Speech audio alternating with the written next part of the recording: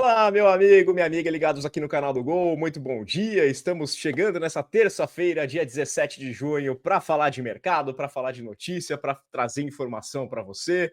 Um formato híbrido hoje aqui com o Diário, junto com o Gol no Mercado, porque temos muitas notícias para comentar e essas notícias são relacionadas ao mercado da bola, por isso um formato diferente. Eu, Rafael Bellatini, agradeço a sua presença, já peço que você deixe aquele like, aquele hype, que você se inscreva no canal, compartilhe o que passa e mande uma mensagem aqui para o Eduardo Massa. Tudo bem, Massa?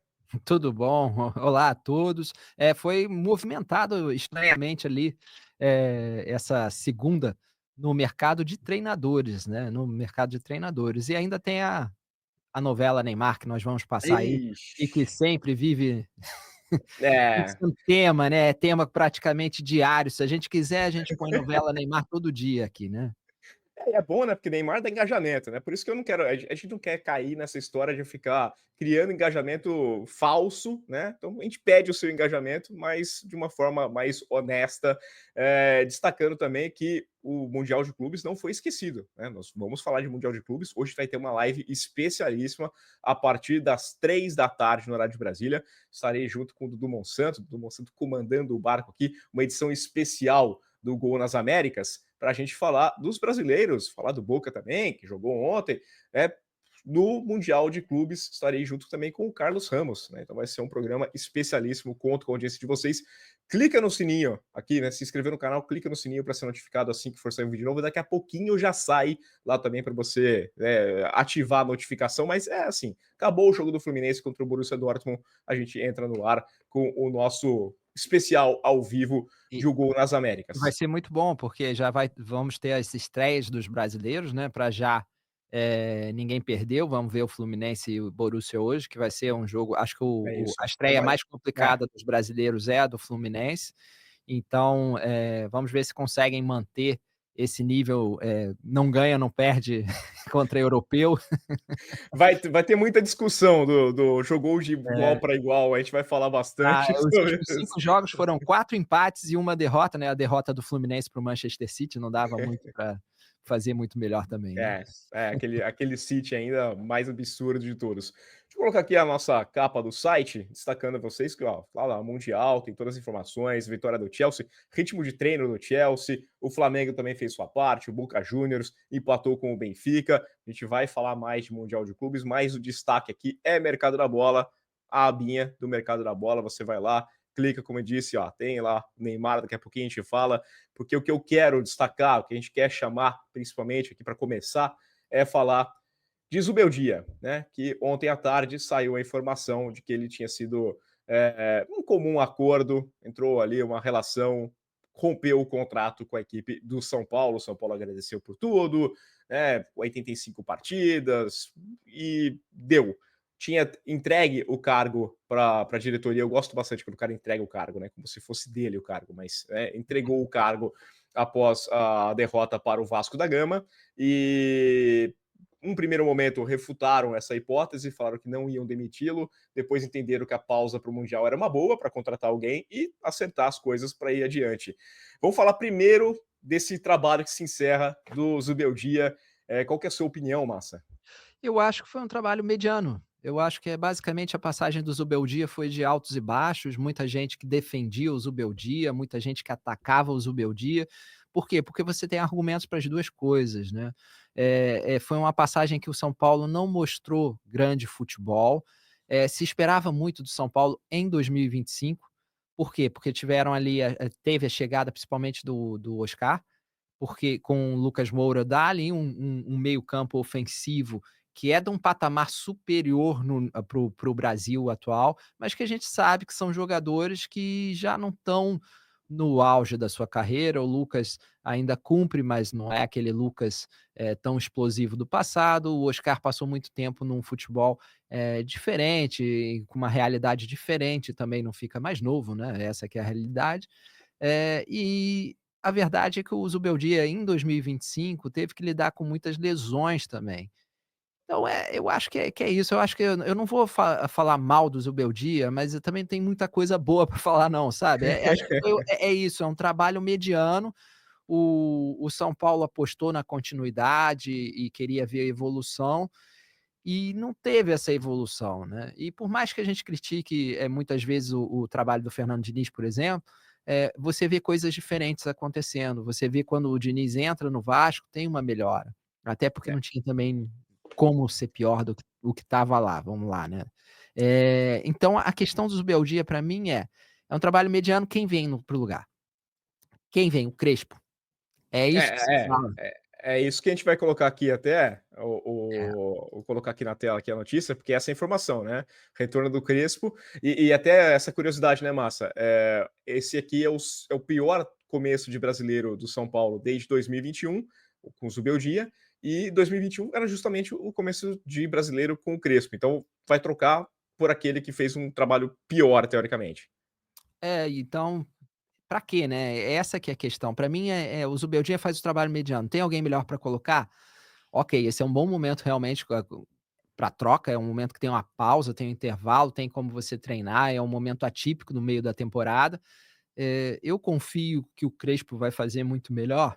Não, eu não confio, para ser sincero. Eu não o Crespo não tem, assim, trabalhos que me enchem os olhos, tá. Eh, então Estava sem é mais emprego isso, né. desde outubro, desde novembro do ano passado, né, quando saiu do Al Ain. O que eu ia questionar aqui, eu quero fazer as provocações para você, você que vai comentar, né, o geral.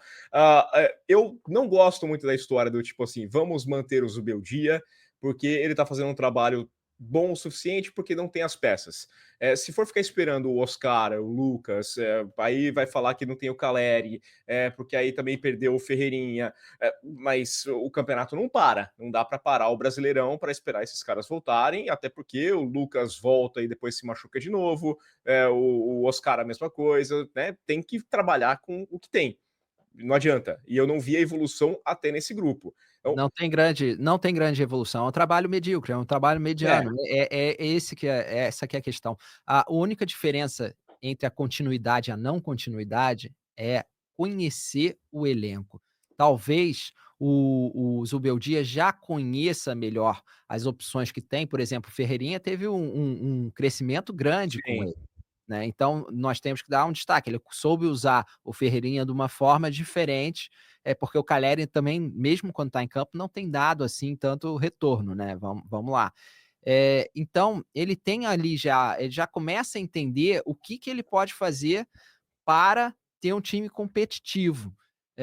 Eu acho que é a pessoa correta para comandar um clube do nível do São Paulo. Eu acho que ele já deu ali impressão de desgaste com o jogador, com torcida. Com o jogador eu nem sei tanto o dia a dia do São Paulo, mas pelo menos eu não sinto aquela motivação, que já até apresentou em alguns momentos com o Zubeldia, né, então, talvez seja o momento da troca.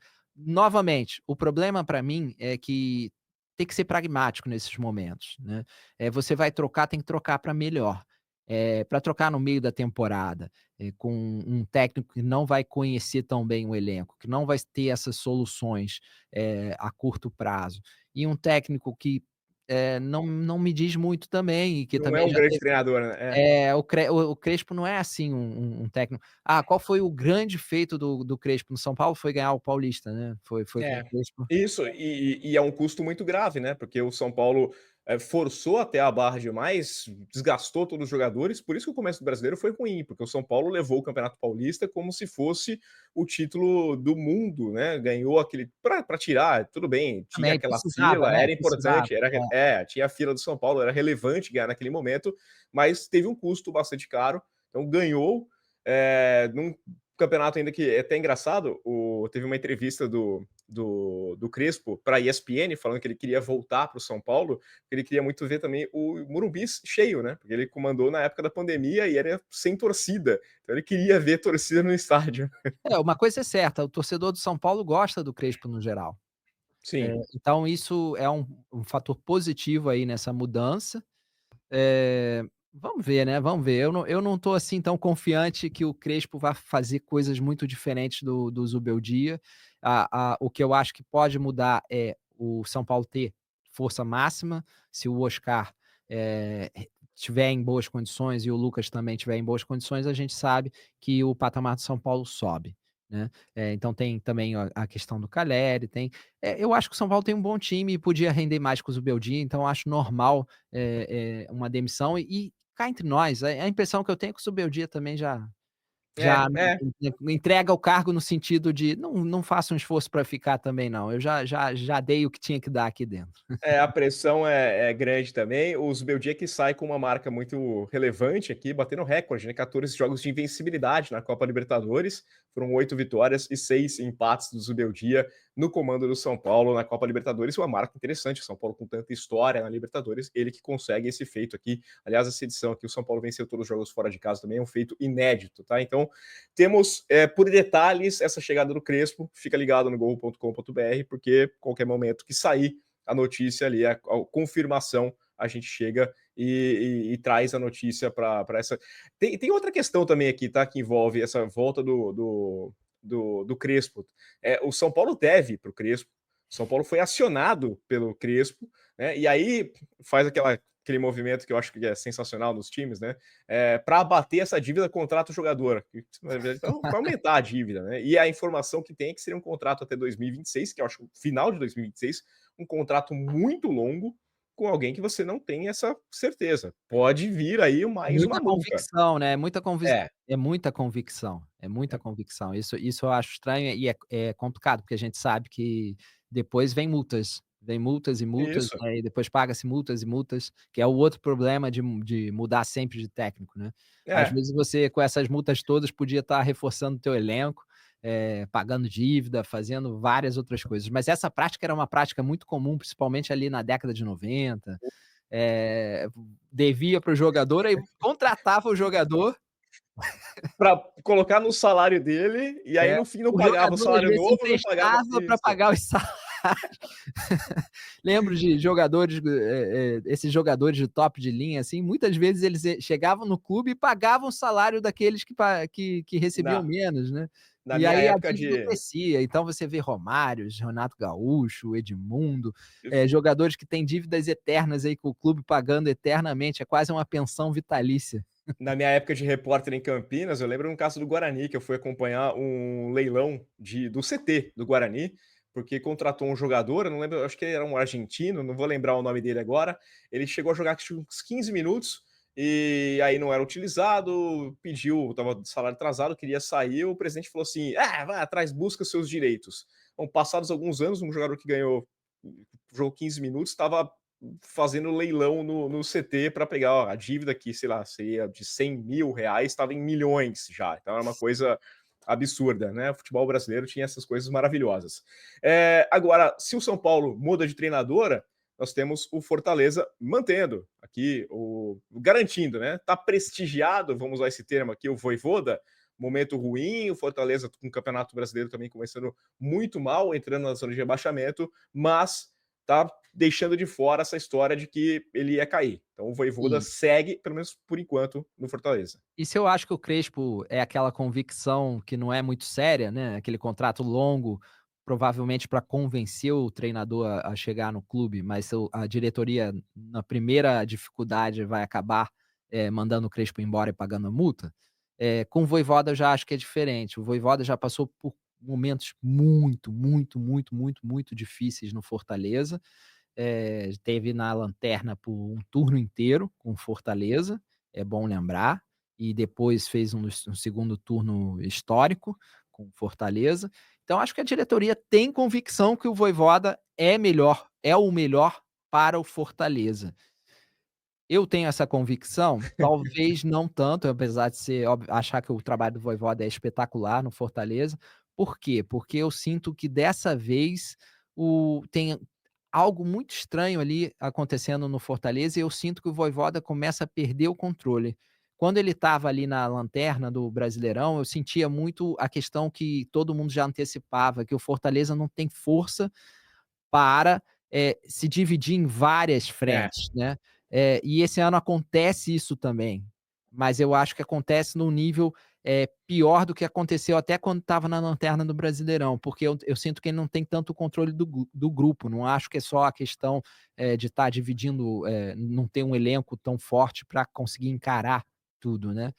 De qualquer forma, acho que o Fortaleza faz, nesse caso, o certo. Por quê? Porque tem convicção de que o Vojvoda é a melhor opção e também provavelmente tem convicção de que não vai conseguir no mercado alguém que tenha competência do Vojvoda. Então, às vezes, é melhor você passar uma temporada, de dificuldade com um técnico que depois você acha que vai fazer vai conseguir dar a volta por cima. Imagina só o pior das hipóteses, o Fortaleza cai para a Série B, né. Se caísse com um outro técnico, É, poderia cair na mesma, né, porque as é, dificuldades qualquer técnico que entrar lá agora vai ter muita dificuldade, porque os problemas estão lá, o problema do elenco existe no Fortaleza esse ano, teve jogadores que chegaram e não deram certo, como o Paul Fernandes. Então, é um time que vai ter que atravessar essa fase difícil esse ano, vai ter que atravessar, e eles acham que é o Vojvoda o cara para fazer isso, né. E vamos lá, o Fortaleza tem um técnico que o Brasil todo quer. Então, não seria muito prudente, de repente, deixar ele sair. Essa é a aham. impressão que eu tenho, que a diretoria do Fortaleza provavelmente tem também, né.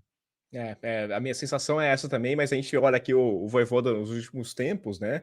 São 4 derrotas consecutivas. Teve esse empate que foi uma derrota nos pênaltis depois para a equipe do Retrô, a derrota contra o Vasco, o empate contra o Bucaramanga. Só que essa derrota aqui teve gostinho de vitória, porque ainda valeu, né? Contra o Racing, valeu a classificação na Libertadores. Eu não sei, eu só não gosto dessa chance que a gente já viu várias vezes acontecer do time mandar segurar o treinador e falar tá prestigiado e mandar embora depois de 2 rodadas do Brasileiro na volta, né, e perder esse período de É, preparação. Tem que ter ou muita ou agarra convicção. ele, né, ou agarra Isso, ele. Mas é, eu acredito que a convicção do Fortaleza, essa sim é verdadeira, porque normalmente quando isso. a gente vê esses comunicados, nós sempre brincamos: "Ih, esse é o Prestigiado, é. pré-demissão", né, a pré-demissão, é aquele aviso de demissão, se der algo ruim no próximo jogo, Isso. vai pra rua. E isso que não pode, porque tá tendo aí um mês para se preparar até o próximo jogo no Brasileiro, então, se for trocar é agora, mas É eu vou abraçar abraçar. É, abraçar ele mesmo que seja o risco de série B aí, até porque, novamente, chegar um nome novo para o Fortaleza agora não significa que vai isso. melhorar. Então eu acho que nesse caso o Fortaleza tem realmente convicção e eu acredito, posso queimar aqui, a língua, né, mas eu acredito que o Fortaleza vai realmente apostar no Vojvoda, mesmo que ele volte com 1, 2 derrotas É. ali. Agora não tem mais a Copa do Brasil. Libertadores, se cair nas oitavas, tá tudo bem, não tem problema nenhum. Acho que o importante era passar de fase, principalmente, né? O Fortaleza está se acostumando com esse torneio. E aí tem a Copa, o Campeonato Brasileiro para focar um pouquinho mais, não vai ter que dividir tantas atenções. Falar em dividir as atenções, e aqui, né? E o Neymar dividindo atenções, tá a história aqui, o contrato dele se encerra agora no final do mês de junho, e as informações onde que ele vai ouvir propostas de outro clube. Tem aí notícias de que tem interessados no futebol da Turquia, que talvez os Estados Unidos seja uma opção também para ele. Então, não sabemos o que vem pro Neymar dali por diante. Essa história do Neymar me faz lembrar um pouquinho o Ronaldinho Gaúcho, né. Não sei se lembra quando o Ronaldinho Gaúcho tinha festa no Grêmio, o Ronaldinho Gaúcho negociava com todo mundo e todo mundo Caixa de saía som, a caixa de é, som. todo mundo saía com a impressão de que o Ronaldinho ia jogar lá. E depois ele fazia todo mundo de bobo, basicamente é isso, né. O É. Neymar faz todo mundo de bobo e ainda ganha prestígio, né. Opa, e ganha bem, hein? E ganha muito, né. É. Então, eu acho que ele vai acabar no Santos por falta de opção, por mais que o pai tente valorizar o Neymar no mercado, é um jogador que não joga, É. né. Quem vai contratar? Quem vai contratar? "Ah, tem proposta", que propostas são essas? Não devem ser assim, se fosse proposta realmente boa da elite da Europa, "Ah, tem proposta da Europa", time que joga a Liga dos Campeões, né. Pô, hoje em dia joga a Liga dos Campeões é que nem a próxima Copa do Mundo, né, É, tem até, também. né, tem times ali que jogam a Liga dos Campeões. O Neymar vai querer jogar nesses times? Não, talvez não. Hum, Eu acho que o Santos segue sendo a melhor opção para ele, né, ou a MLS. Por quê? Porque na MLS também joga-se muito pouco, muito tempo de descanso, menos intenso, menos sim. cobrança. vai ter o que ele gosta, aquilo de desenvolver a imagem. Um astro também, Imagem né? É também, isso. ele adora isso, ele se dá bem com astros dos esportes, de Do lá, basquete, isso, basquete basquete, principalmente. futebol americano também, né? O Então OBJ é amigo dele. exato, amigão, né, são os É, parceiros são lá. os parças, isso. Então eu acho até um pouco natural a MLS, o único problema é a Copa do Mundo. Eu acho que ele realmente isso a gente não pode, dizer dele, eu acho que ele realmente quer jogar pela seleção, ele ama jogar pela seleção, sempre jogou muito bem pela seleção, o problema é que nos momentos, decisivos ele não esteve lá, Aham. então eu acho que o projeto dele é para 2026, ele vai ter que jogar para jogar o melhor lugar ao Santos. Essa é a É. impressão que eu tenho. Vamos aguardar aqui essa novela que deve se arrastar um pouquinho mais. E pra gente fechar, eu queria trazer o internacional aqui, porque nós temos um Renato Gaúcho que habla, tá? Vou usar essa brincadeira aqui, ó, porque tivemos o Simeone falando para justificar a derrota por 4-0 para o PSG, falou que, olha, quando o Luiz Henrique precisou de ajuda, o PSG foi lá e investiu 70 milhões de euros. Também com um time de 200 milhões, até eu faço, né? É essa mais ou menos a frase do Simeone. Isso foi uma crítica velada pelo fato deles terem contratado o Kvara, né, o É, Kvaratskhelia, e que foi um jogador realmente fez uma diferença brutal no PSG. Era um jogador que mudou o patamar também do PSG ali na frente.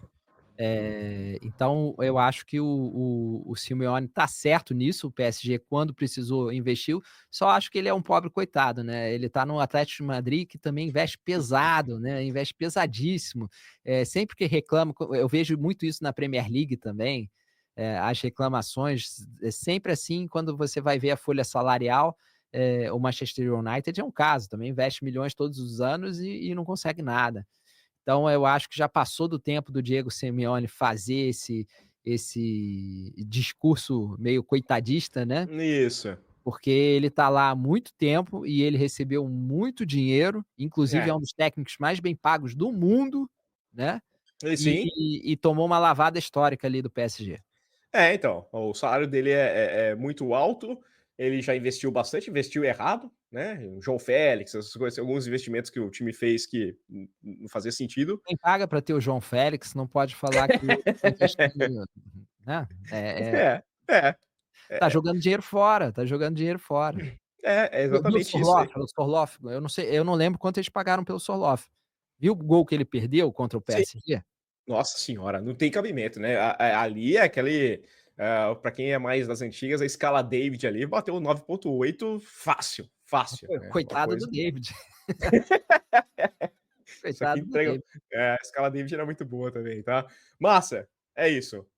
Vamos reforçar o convite, a partir das 3 da tarde do horário de Brasília, assim que acabar Fluminense e Borussia Dortmund, começa a live especial do Gol nas Américas, do Monsanto, eu e o Carlos Ramos, se a minha garganta assim permitir, né, porque você percebeu que eu tô tossindo bastante, a gente faz a live aqui para comentar a atuação dos brasileiros.